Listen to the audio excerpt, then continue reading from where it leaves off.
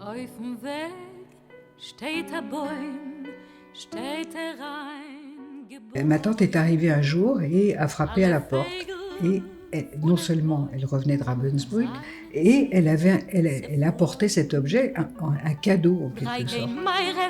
Drei kein Misrach, und der Rest keine Dorem, und dem Baum gelost allein, Hefker fahr dem Sturm. Ma mère m'a appelée un jour alors que ma fille restait chez eux et elle m'a dit « Écoute, c'est complètement fou, Alona vient de se saisir du bougeoir et tu sais ce qu'elle fait avec ?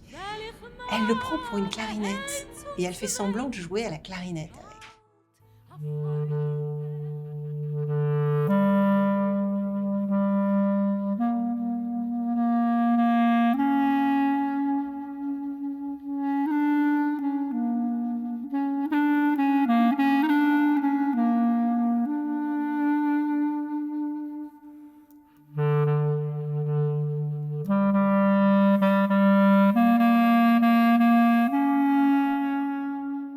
J'ai l'objet, mais pas de souvenir de m'être amusée avec. Je sais pas. Honnêtement, je sais pas. Il est là.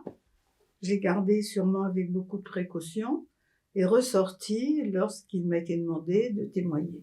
C'est un petit vase que je pense que j'ai depuis toujours, et dont je me suis toujours raconté qu'il avait été transmis, que c'était le seul objet qui avait échappé à toute cette destruction, qui venait d'Allemagne. Je trouve qu'il a une tronche de vase qui vient d'Allemagne.